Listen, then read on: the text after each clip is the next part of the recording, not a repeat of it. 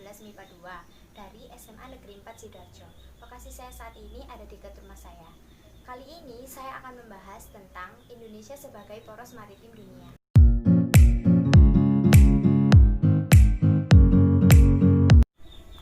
Visi pemerintah Indonesia tentang poros maritim dunia ada 5 kelompok kebijakan dan program utama yang harus dikerjakan, yaitu penegakan kedaulatan NKRI, termasuk penuntasan batas wilayah laut, pemberantasan illegal fishing, dan berbagai kegiatan ilegal lainnya, pembangunan ekonomi kelautan, memelihara kelestarian sumber daya kelautan, pengembangan kapasitas iptek kelautan, dan peningkatan budaya maritim bangsa.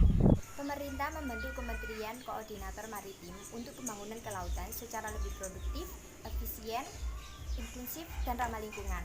Pemerintah juga telah melaksanakan sejumlah kebijakan seperti pemberantasan illegal fishing, moratorium kapal ikan asing, dan beberapa larangan. Program ekonomi yang dikerjakan pemerintah baru pembangunan pelabuhan dan infrastruktur maritim lain yang bersifat mengeluarkan APBN.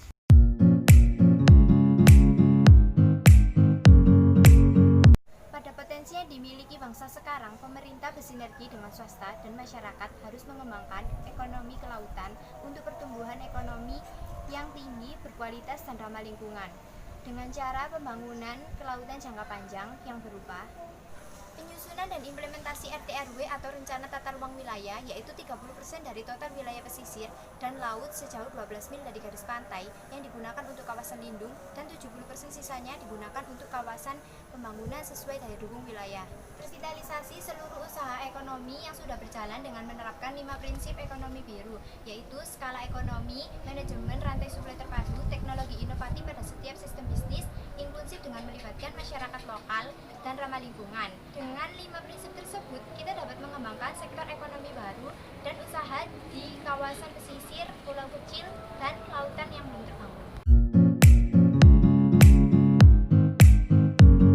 Karena program jangka panjang baru bisa dirasakan hasilnya beberapa tahun ke depan, maka kita harus mengembangkan program ekonomi kelautan yang bisa dirasakan 1 tahun atau paling lambat 5 tahun ke depan, yaitu program Quick Wins yang berupa memperbaiki dan mengembangkan konektivitas maritim yang meliputi pembangunan tol laut dan jaringan informasi dan telekomunikasi, rehabilitasi ekosistem pesisir laut dan laut yang telah rusak, pengendalian pencemaran, konservasi keanekaragaman hayati secara in situ dan ex situ, serta pengayaan stok ikan dan biota laut lainnya, bersama memanfaatkan sumber daya laut untuk kemajuan, kesejahteraan, dan perdamaian, serta mitigasi dan adaptasi terhadap faktor iklim dan bencana.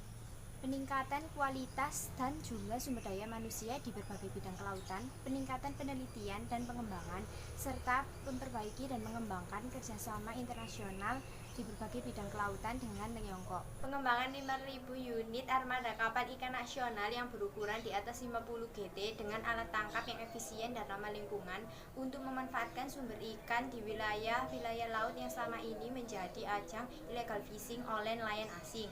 Revitalisasi dan pengembangan budidaya laut komoditas unggul di 2 juta hektar kawasan perairan laut yang belum terkena polusi, 200.000 tambak udang windu semi intensif dan 300.000 hektar tambak udang intensif. Budidaya tambak ikan bandeng, kakap, nila, dan kepiting soka dan lain-lain, serta 1 juta hektar budidaya rumput laut. Dengan bahan baku perikanan tangkap dan budidaya, kita akan merevitalisasi industri usaha pengolahan hasil perikanan. Pengembangan industri bioteknologi kelautan, revitalisasi dan pengembangan pariwisata bahari, revitalisasi dan pengembangan jasa maritim, serta pembangunan 21 kawasan industri terpadu berkelas dunia dengan pola kawasan ekonomi khusus yang inklusif, inovatif, dan ramah lingkungan di wilayah pesisir bagian barat, tengah, dan timur NKRI.